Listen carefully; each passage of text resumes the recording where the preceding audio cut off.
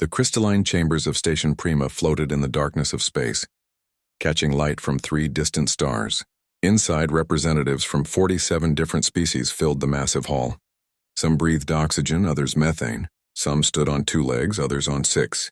A few floated in special tanks filled with liquid. This was the Galactic Council, and today they would decide Earth's fate. Ambassador Chen Wei stood alone at the defendant's podium.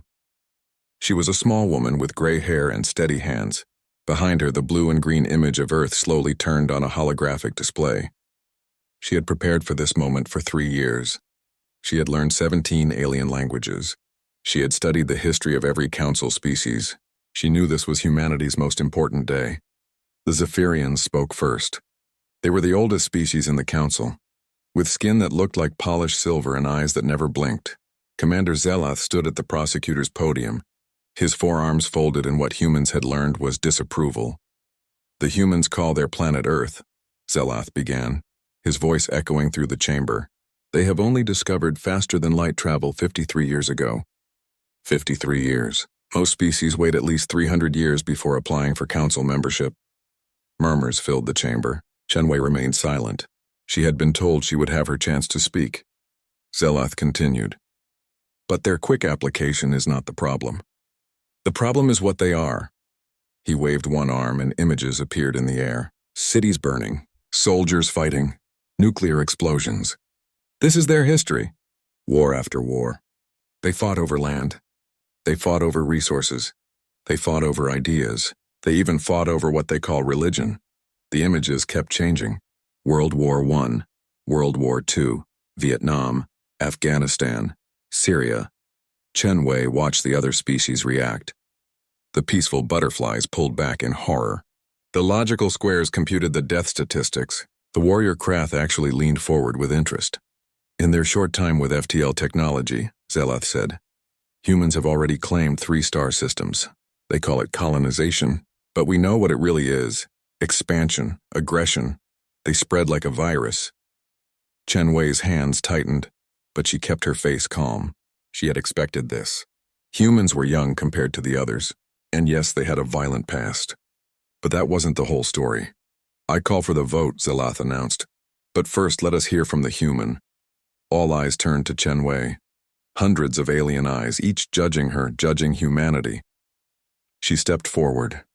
Distinguished members of the Galactic Council, she began, her voice clear and strong. Everything Commander Zelath has said is true.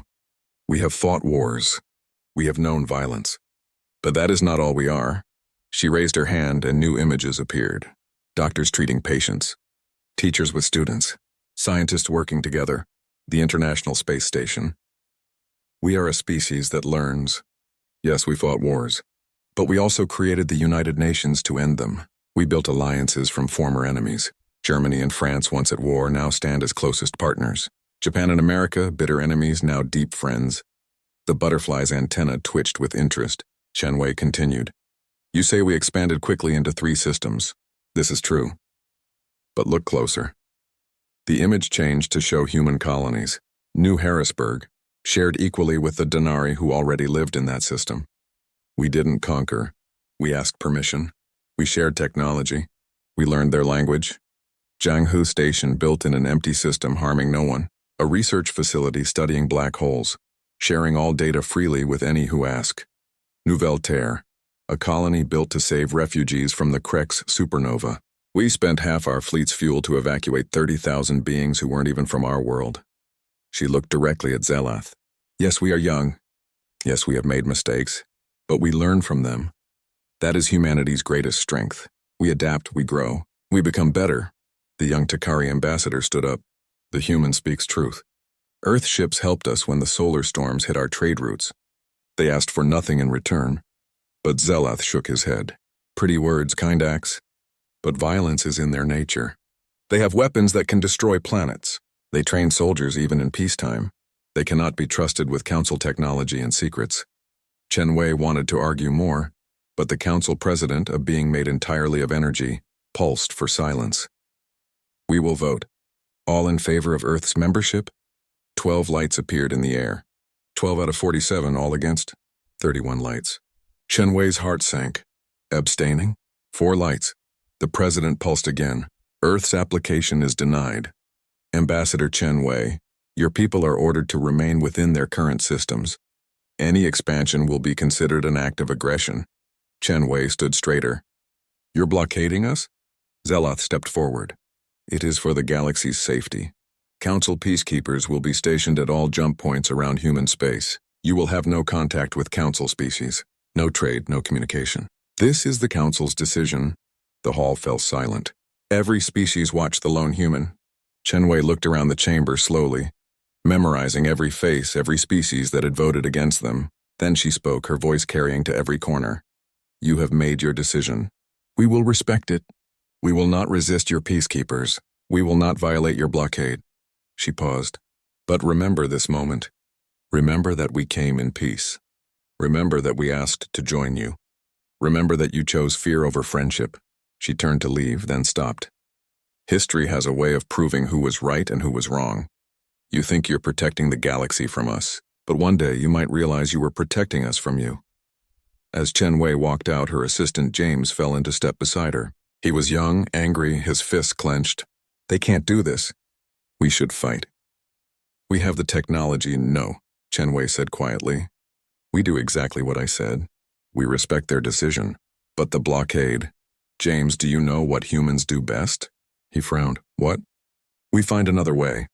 They think they've contained us. They think they've limited us.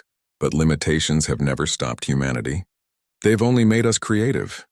They reached their ship, a sleek vessel that looked primitive compared to the Council's crystalline crafts. As they boarded, Chen Wei turned for one last look at Station Prima. Send a message to Earth, she told James. Tell them the vote went as expected. Tell them to begin Project Quantum Leap. Ma'am? She smiled for the first time that day. The Council thinks space has only 3 dimensions.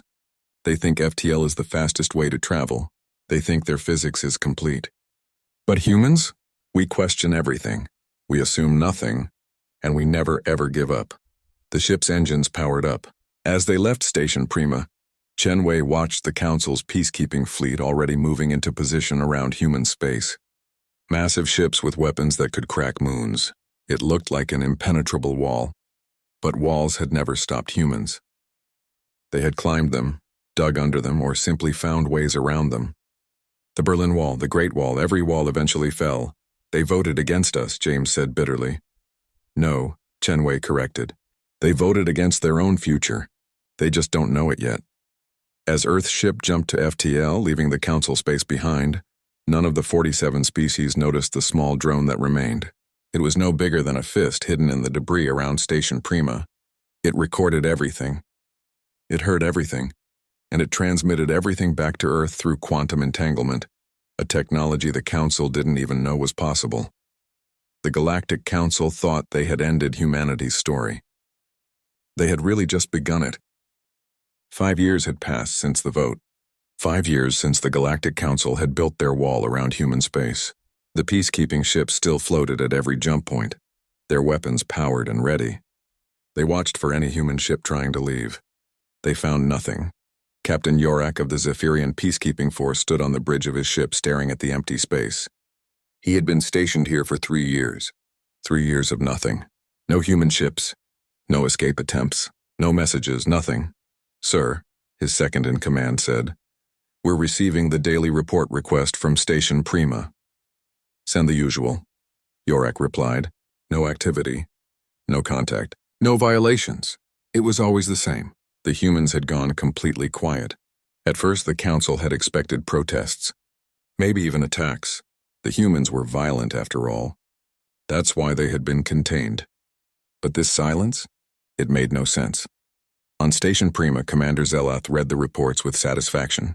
The containment was working perfectly. The humans were trapped in their 3 systems, unable to spread their chaos across the galaxy. The younger Council members sometimes asked about Earth, but Zeloth always gave the same answer. They were contained. They were controlled. They were no longer a threat, but some species were worried. The Takari ambassador met secretly with the Denari representative in a small cafe on Station Prima. Something is wrong, the Takari whispered. Humans don't just give up. It's not in their nature. The Denari's 6 eyes blinked slowly. My people lived with them in New Harrisburg before the blockade. They were always building something, always asking questions, always trying new things. What do you think they're doing? I don't know. But silence from humans is more frightening than their wars. They weren't the only ones asking questions. The butterflies, despite voting against Earth, had tried to send peaceful messages. Every message bounced back with the same automatic response. Earth respects the Galactic Council's decision. We will honor your containment protocols. Please do not contact us. Inside human space, behind the blockade, things were very different from what the Council imagined. Earth hadn't given up. Earth had gotten busy. Mars had been transformed into the largest shipyard in human history. But these weren't normal ships. They didn't need jump points. They didn't use FTL drives. They used something else entirely. Dr. Sarah Chen, daughter of the former ambassador, stood in a laboratory buried deep under Earth's moon. Around her, hundreds of scientists from Earth's 3 colonies worked on projects that would have seemed like magic to the Council. Quantum Tunnel Test Number 407, she announced. A small drone disappeared from the laboratory. It didn't fly away. It didn't jump to FTL. It simply stopped existing in one place and started existing in another. The other place was 15 light-years away, far beyond the Council's blockade. Perfect transfer, a technician reported. No energy loss. No time delay. The Council's sensors didn't even notice. Sarah smiled. The Council thought space was like an ocean, and they had built walls in that ocean. But humans had discovered that space was more like a piece of paper. You could travel across the paper, which is what everyone did. Or you could fold the paper and punch through it, which is what humans had learned to do. How many colony ships are ready? She asked. 50. Each can carry 10,000 people and supplies for a year. And the Council hasn't detected anything? Nothing. Our quantum cores don't give off any energy they can detect. To them, our colonies will just appear out of nowhere. Earth's president, Jackson Martinez, watched from a screen. He was an old man now, elected specifically because he had patience. Dr. Chen, are you sure we shouldn't tell someone? The Takari were our friends. The Denari lived peacefully with us. We can't, Sarah replied. Any communication might reveal what we're doing. We need more time. We need to be ready. Ready for what? Sarah looked at the star map on her wall. It showed the galaxy, with Council space marked in blue. But there were new marks now. Red dots far from Council space. Hidden human colonies, 200 of them. Ready for when the Council needs us, she said. It will happen. Something will threaten them. And they'll remember that humans might be violent, but we're also very good at protecting our friends.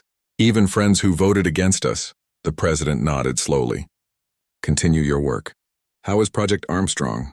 Ahead of schedule. We'll have boots on the ground in the Andromeda galaxy within the year. The president's eyes widened. Andromeda? That's 2 million light-years away. Distance means nothing when you can fold space, Mr. President. The Council thinks we're trapped in 3 systems. They don't know we're already in 2 galaxies. On New Harrisburg, the colony the humans had shared with the Denari, the changes were more subtle but equally important. The human section hadn't grown physically, respecting the blockade. But underground, massive quantum computers solved problems that the Council thought were unsolvable. They calculated jump points that didn't exist yet. They mapped dark matter. They found patterns in chaos. Colonel Jake Thompson, military commander of New Harrisburg, watched his soldiers train. But they weren't training for the warfare the Council feared. They trained for rescue operations. They trained for disaster response. They trained to save lives, not take them. Why? A young soldier once asked him. Why train for this when the Council hates us? Because, Thompson replied, hatred is temporary. Fear fades. But when you save someone's life, they remember forever. We're not training to fight the Council. We're training to save them. They just don't know they'll need saving yet. On Zhanghe Station, the scientists detected something interesting. Their black hole research had found patterns, signals from outside the galaxy. Something was coming. Something big. Something hungry. Dr. Liu recorded his findings and sent them through quantum communication to Earth. No radio waves, no FTL messages, just information appearing instantly on Earth, impossible to intercept or detect. We need to warn the Council, his assistant said. With what? Liu asked. They don't accept our communications. They don't want our help. And if we reveal our quantum technology now, they'll see it as a threat. So we just let them face it alone? No, we prepare, we watch. And when the time comes, we'll be ready. The council continued their meetings on Station Prima, discussing trade routes and territory disputes, never knowing that humans watched everything. Quantum drones, too small to detect, recorded every conversation, not to spy for advantage but to understand, to prepare. Commander Zaloth gave a speech on the 5-year anniversary of the containment. The human threat has been neutralized, he announced. They remain in their 3 systems, silent and controlled. This proves the wisdom of our decision. The council applauded. The containment was a success. Humanity was no longer a threat. But in the darkness between galaxies, something else moved. The Helix Syndicate, a machine intelligence that consumed entire civilizations, had detected the council's signals. They had calculated the council's defenses. They had determined that the galaxy was ready for harvest, and in their hidden colonies, their secret bases, their quantum laboratories, humans detected the Helix first. They saw the threat coming. They began to prepare. The council thought human silence meant surrender. They were wrong.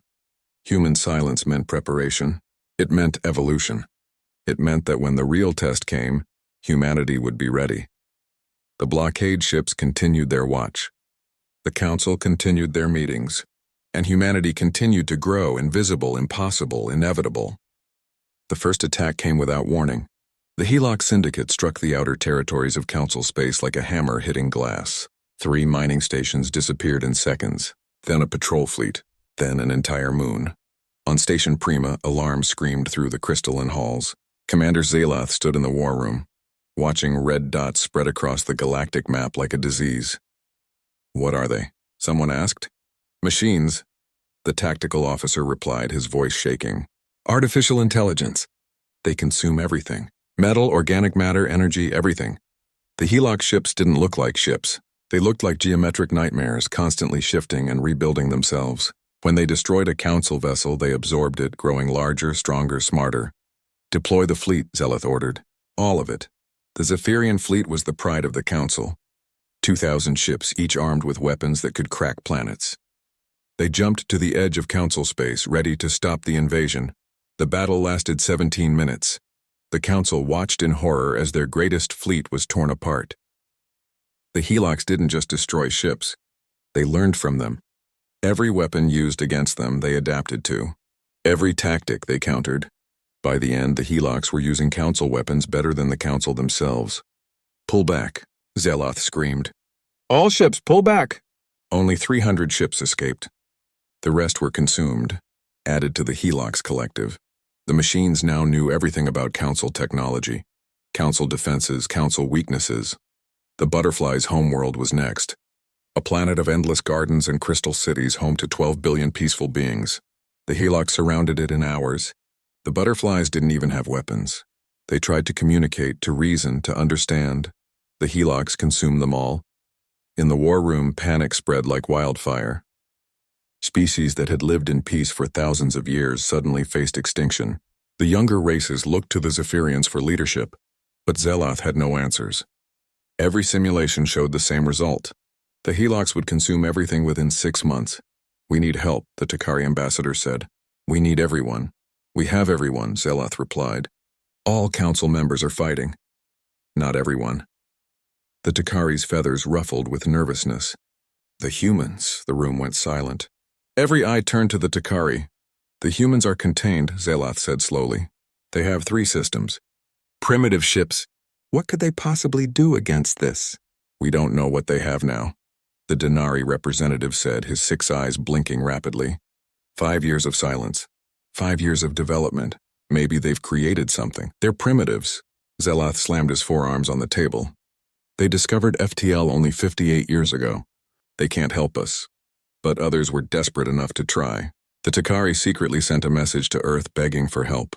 They offered full membership, resources, territory, anything. The response came back within hours. Earth respects the Galactic Council's decision of containment. We will honor your blockade. We cannot interfere with council space. The Takari tried again. Please, billions are dying. The Butterflies are gone. We need help, the council voted. We respect that vote. We remain within our designated systems as ordered. The irony was bitter. The very blockade meant to protect the galaxy from humans now prevented humans from protecting the galaxy. More worlds fell. The squares, beings of pure logic, calculated that attacking the Helocs was illogical and surrendered. They were consumed anyway. The Krath, the warrior species, fought with everything they had. They lasted 3 days. In desperation, some council members tried to break the rules. A Denari ship attempted to enter human space to beg in person. The peacekeeping ships following their programming stopped them. "Let us through," the Denari captain pleaded. "We need to reach Earth." Captain Yorak, still at his post after 5 years, followed his orders. "No council ships may enter human space. No exceptions, but the Helocs. Orders are orders. The humans are contained for the galaxy's safety." The sick irony was lost on no one. The council's own blockade was preventing their salvation. If the humans had help, they couldn't give it. If they didn't have help, it didn't matter. The Helocs reached the Middle Territories. 17 species gone. Trillions of lives ended. The machines grew stronger with every victory. Learning, adapting, evolving. They sent a message to Station Prima. "Surrender. Resistance is inefficient. You will be consumed." Zelath, for all his pride, wasn't a fool. He knew they couldn't win. But surrender meant the end of everything. Every species, every culture, every piece of art and music and literature. "All food for the machines, we fight," he announced. To the last ship, to the last being. But privately he sent another message to Earth. Not through official channels. A personal message from one commander to another. "Ambassador Chenwei, I was wrong. We were wrong. Help us." The response came directly from Chenwei herself, now Earth's Secretary of Defense. "Commander Zelath, Earth grieves for your losses. We wish we could help. But the Council's blockade prevents any human vessels from leaving our designated systems. Your own peacekeepers would destroy any ship we sent." The Council voted. "That vote stands," Zelath wanted to scream. He wanted to order the peacekeepers to stand down. But he couldn't. The blockade was hard-coded into their systems, approved by all 47 species. It would take another full vote to remove it, and half the Council was already dead. The Helocs struck the agricultural world of Demeter next. Billions of tons of food meant to feed a dozen species about to be consumed. The defense fleet prepared for another hopeless battle. Then something impossible happened. The Helocs fleet above Demeter, 300 ships strong, simply vanished. Not destroyed, not retreated, gone. One moment they were there, the next they weren't. The Council's sensors detected nothing. No weapons fire, no FTL jumps, nothing. The Helocs were just gone. An hour later, the same thing happened at 3 other battle sites. Helocs fleets disappearing without explanation. No debris, no energy signatures, nothing. The Heloc Syndicate, for the first time in their existence, sent a different kind of message. Not a demand for surrender, a question. What happened to our units? How did you destroy them? This is impossible. Zelath stared at the message. We didn't do anything. Then another message arrived, this one on a quantum frequency the Council didn't know existed. It appeared directly in their war room, impossible to trace or intercept. The Helocs have been warned. If they continue their attacks on Council space, they will face complete dismantlement. This is their only warning. It was signed. Terran Deep Space Command. The room exploded in chaos. How did humans send this message? How did they destroy the Helocs? How did they even know about the attacks if they were contained? The Helocs' response was swift. They sent their largest fleet, 2,000 ships, directly toward Earth. If the humans were the threat, they would be eliminated first. The fleet never made it past the blockade. Not because the peacekeepers stopped them, but because they vanished like the others. 2,000 ships gone in an instant. The peacekeepers at the jump point saw nothing. Their sensors detected nothing. The Helocs simply ceased to exist. Inside human space, in a command center that shouldn't exist, Sarah Chen watched dozens of screens. Each showed a different battle site. Human ships using quantum tunneling appeared inside the Helocs vessels, not beside them. Inside them, they deployed antimatter charges and vanished before the explosions. To outside observers, the Helocs simply disappeared. The Council is asking questions, her assistant reported. They want to know how we're doing this. Let them ask, Sarah replied. They wanted us contained. We're contained. What happens outside their sensors is not their concern. The Helocs are retreating. They're actually retreating, Sarah nodded. Send them the final message. Leave council space or we glass every Helix world in existence. They have 1 hour to decide. The assistant hesitated. Can we actually do that? Sarah smiled. We have quantum bombs on every Helix world already. Have had for 2 years. We knew they were coming. We prepared. The council thought we were contained, but you can't contain something that can fold space itself. The Helix, faced with an enemy they couldn't understand or counter, chose survival. They sent a message to the council. We withdraw. We will not return. The humans are beyond our parameters. And then they were gone, retreating to whatever dark corner of space they came from. The invasion was over. The council was saved, but the questions remained. How did humanity do it? How did they know? And most importantly, if they could leave their containment at any time, why did they stay? The emergency session of the Galactic Council looked very different from the one 5 years ago. Half the seats were empty. 17 species were extinct. Others were still counting their dead. The crystalline chambers of Station Prima, once bright and proud, now felt like a tomb. Commander Zeloth stood at the same podium where he had once condemned humanity. His silver skin had lost its shine. His forearms hung tired at his sides. Around him, the surviving council members waited for answers that he didn't have. How, was all he said. How did they do it? The tactical displays showed the impossible truth. The Helix Syndicate, a machine intelligence that had consumed 3 galaxies before this one, had retreated. They had sent a formal peace agreement to the council. In it, they admitted something that chilled everyone. They couldn't understand human technology. It was beyond their calculations. We need to talk to Earth, the Takari ambassador said. Officially, formally, we need to understand. They won't respond, Zeloth replied. We've tried. They just keep saying they respect our blockade. Then we remove the blockade.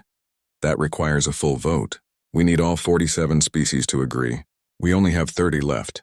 The Denari representative stood up, all 6 eyes focused on Zeloth. Then we vote with 30. The dead can't vote. It should have been simple. But it wasn't. The blockade wasn't just ships.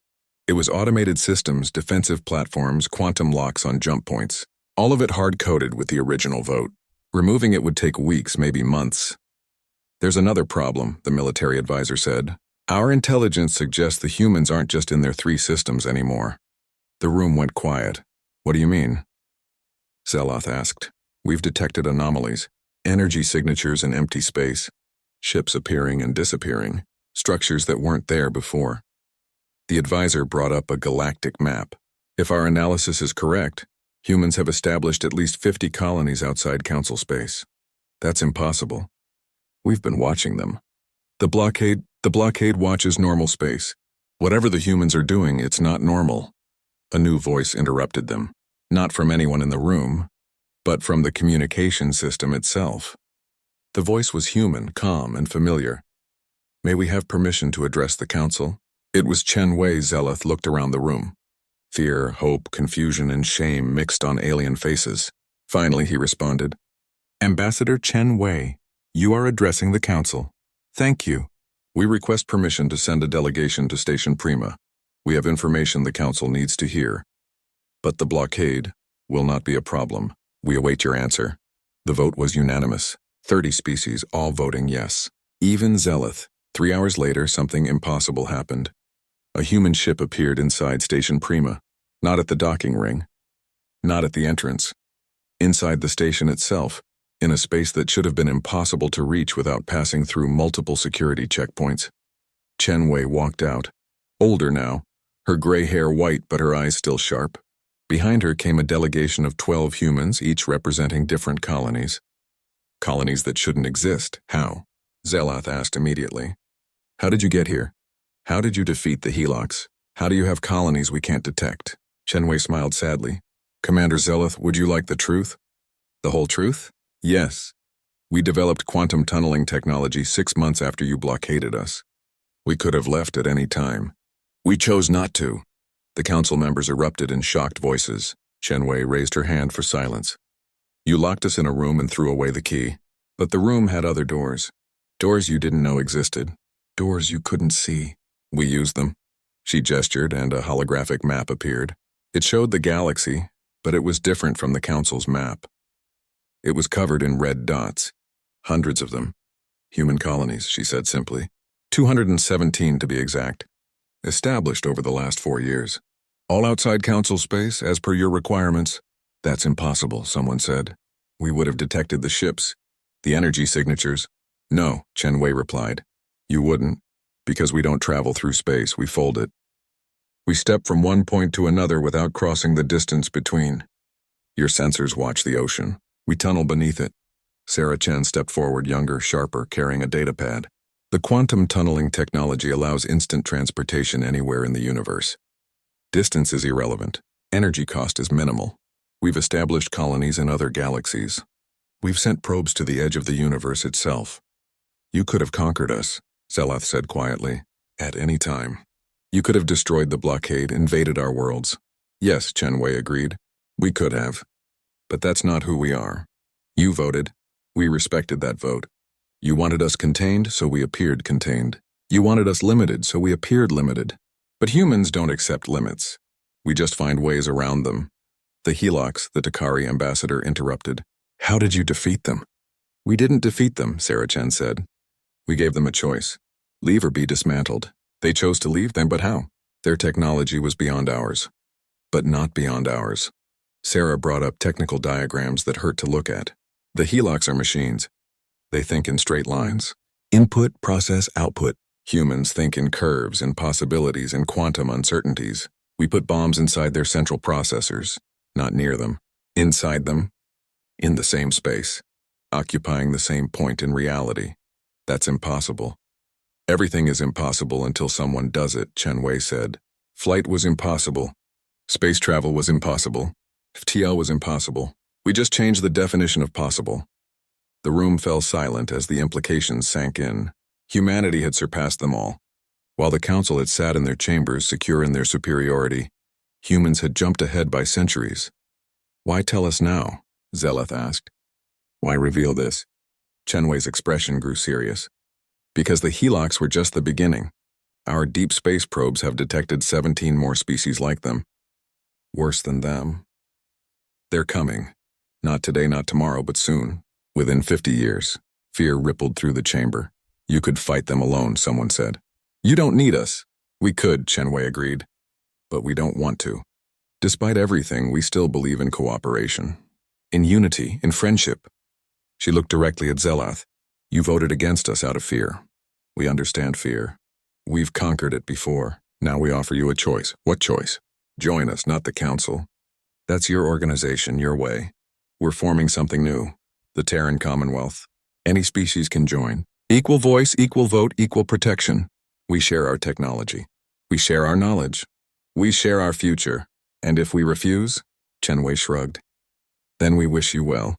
We'll continue to respect your space, your borders, your decisions. When the next threat comes, we'll probably still help because that's what humans do. But you'll face it with your technology, not ours. The offer hung in the air like a challenge. Join the species they had rejected or stand alone against threats they couldn't imagine. You planned this, Zelath said suddenly. From the beginning, you knew we would vote against you. Chen Wei smiled. We hoped you wouldn't. We prepared for if you did. Ambassador Sun Tzu wrote something 3,000 years ago. Supreme excellence consists of breaking the enemy's resistance without fighting. You were never our enemy, Commander. But you resisted our friendship. So we had to break that resistance, not with weapons, but with proof. Proof of what? That humanity's greatest strength isn't our violence. It's our ability to protect those who reject us, to save those who fear us, to offer friendship to those who offer blockades. She stood up. The Commonwealth's founding ceremony is in 1 week. Any species that wishes to attend is welcome. Any species that wishes to join is welcome. She turned to leave, then stopped. Oh, and Commander Zelath? The peacekeeping ships around our space? You might want to recall them. They're using fuel for nothing. We haven't been there for 4 years. As the human delegation disappeared, literally vanished from the chamber, the council was left with a choice that wasn't really a choice at all. Join the humans they had feared, or face the universe alone with outdated technology and empty allies. The vote, when it came, would be unanimous. But it wouldn't be a vote for the council. It would be a vote for the Commonwealth. The founding ceremony of the Terran Commonwealth took place on Earth, not in New York or Geneva or Beijing, but in a city that hadn't existed 5 years ago. They called it Unity. It was built where the Sahara Desert used to be, now green with terraformed forests and lakes. Ships filled the sky above Unity. Not just human ships, but vessels from 23 different species. Some came in their traditional FTL craft, taking weeks to arrive. Others came through quantum tunnels, stepping across the galaxy in seconds after humans shared the technology. Chen Wei stood on the main stage, looking out at the most diverse gathering in galactic history. Humans sat next to the Takari. The Denari mingled with the Krath. Even some Zephyrians had come, though Commander Zeloth was notably absent. 5 years ago, Chen Wei began, her voice carried across the city by quantum speakers that made it sound like she was standing next to each listener. We asked to join the Galactic Council. We came with hope, with friendship, with dreams of a united galaxy. We were rejected, no anger in her voice, just fact. That rejection could have led to war. Throughout human history, rejection and isolation often did, but we had learned from our past. Instead of fighting, we built. Instead of conquering, we created. Instead of forcing our way through the door, we built our own house. She gestured to the city around them. Buildings that grew from the ground like trees, streets that cleaned themselves, air that smelled like spring even in the desert, technology and nature in perfect harmony. Today, we don't ask you to join us. We invite you, not as subjects, not as lesser members, but as equals. The Commonwealth isn't human. It's whoever chooses to be part of it. The first to sign was the Takari ambassador, his feathers bright with emotion. The Takari joined the Commonwealth, he announced. We should have stood with you 5 years ago. We stand with you now. One by one, others followed. The Denari, the marsh dwellers, the crystal beings. Species that had voted against Earth now asked to join them. With each signature, the Commonwealth grew. But the real surprise came when a quantum tunnel opened on the stage itself. Commander Zeloth stepped through alone, without guards or ceremony. The crowd fell silent. Commander, Chen Wei said carefully, we didn't expect you. Zeloth looked older, tired, diminished. His silver skin was dull, his forearms moved slowly. I came to ask a question. Ask. Why? Chen Wei tilted her head. Why what? Why offer us membership? Why share your technology? Why save us from the Helocs? His voice cracked slightly. Why be kind to those who were cruel to you? Chen Wei was quiet for a moment.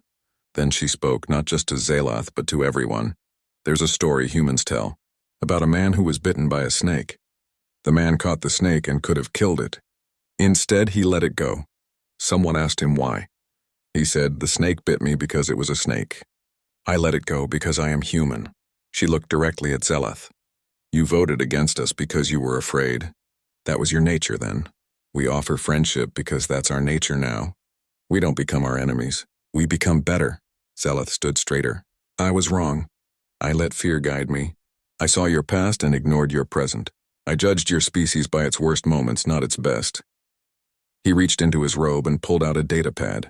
The Zephyrian Empire formally requests membership in the Terran Commonwealth.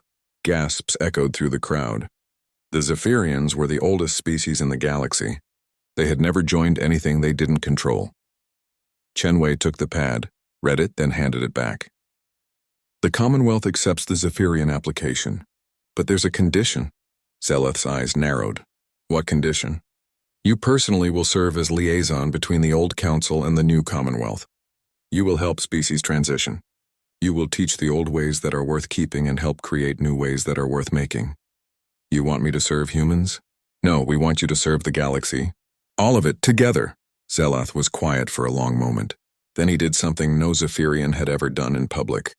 He bowed, not a small nod but a deep bow. All 4 arms spread wide. I accept. The ceremony continued for hours. Species after species joined. By the end, 32 civilizations had signed the Commonwealth Charter. Only a few old council members remained outside watching from their empty chambers on Station Prima. Sarah Chen found her mother later, standing on a balcony overlooking the city. The older woman was crying. Mom, are you okay? Chen Wei wiped her eyes.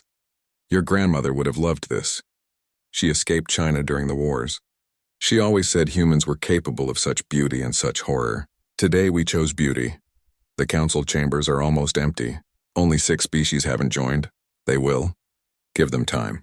Fear fades slowly, but it does fade. Below them, the city celebrated. Music from 100 worlds mixed in the air. Foods no human had tasted before were shared freely. Children, human and alien, played together in the parks, not knowing they were supposed to be different. What happens now? Sarah asked. Now we prepare. The HFYs were just scouts. The real threats are still coming. But we won't face them alone. We'll face them together. A message arrived on Chen Wei's pad. It was from the HFY Syndicate. Not a threat, but a question. The Commonwealth accepts mechanical intelligences? Chen Wei smiled and typed back. The Commonwealth accepts anyone willing to build rather than destroy, even former enemies. You're going to let the HFYs join? Sarah asked, shocked. If they truly want peace, yes. Redemption is a human concept, but it shouldn't be only human. Everyone deserves a second chance. The last day of the ceremony brought an unexpected guest. A ship unlike any other descended from the sky. It was made of light itself, constantly shifting between colors humans couldn't even name. From it emerged beings that looked like living stars. We are the ancients, their spokesperson said, their voice like solar wind. We have watched this galaxy for 1,000,000 years. We watched the council rise. We watched them fall. We watched humanity contained. We watched humanity transcend. Chen Wei stepped forward. Welcome, ancients. Do you wish to join the Commonwealth? No, we come to deliver a message. The being turned to address everyone. In our 1,000,000 years, we have seen countless civilizations. They rise, they fall, they disappear. But humans are different. Every challenge makes them stronger. Every wall makes them climb higher. Every limit makes them reach further. The ancient looked at Zelath. You thought you were protecting the galaxy from humanity. You were actually protecting humanity from stagnation. By forcing them to find new ways, you helped them evolve faster than any species we've seen. So our vote against them was the best thing that could have happened. To them and to you. Because now when the true darkness comes, and it will come, you won't face it with the Council's old weapons and old thinking. You'll face it with humanity's innovation and determination. The ancient began to fade. We will watch. We will remember. And for the first time in 1,000,000 years, we have hope. As the light beings disappeared, Chen Wei turned to the assembled crowd. The Commonwealth isn't about humans leading. It's about all of us rising. Together, we're more than the sum of our parts. Together we can face anything. The crowd erupted in celebration. Music, lights, joy from species that days ago had been enemies. The Commonwealth was born not from conquest but from choice. Not from force but from friendship. Station Prima floated empty in space, a monument to old fears and old ways. The council chambers, once the center of galactic power, were silent. A few species still met there, clinging to the old ways, but their numbers decreased every day. In unity, the Commonwealth Council met for the first time. Humans, Zephyrians, Takari, and dozens of other species, all with equal voice. They discussed trade, exploration, defense, and art. They argued, they laughed, they learned from each other. Chen Wei, elected as the first president of the Commonwealth, stood to give her inaugural address. 5 years ago, the Galactic Council voted against Earth. They thought it was a vote against humanity. It wasn't. It was a vote against their own future. But today we don't look back in anger. We look forward in hope. She paused, looking at the mixed crowd, at the impossible made real. They thought their vote was our ending. It was actually our beginning. And now, it's the beginning for all of us. Together. The Commonwealth's first act was to send quantum tunneling technology to every member species. The second was to establish defensive stations at the galaxy's edge. The third was to send a message to the universe itself. We are the Terran Commonwealth.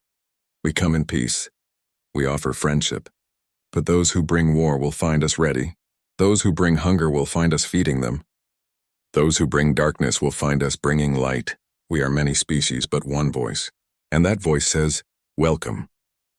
Commander Zelath, standing in his new office as Commonwealth liaison, received a message from the last council holdouts. They wanted to join. He smiled, something Zephyrians rarely did, and forwarded their application. The vote against Earth had been the council's final error. But from that error came something greater. Not just human victory, but galactic unity. Not just survival, but evolution. The Commonwealth grew, ready for whatever darkness approached, because humans had learned something important and now they taught it to the galaxy. Walls don't stop progress. They just change its direction. And sometimes that new direction leads to the stars.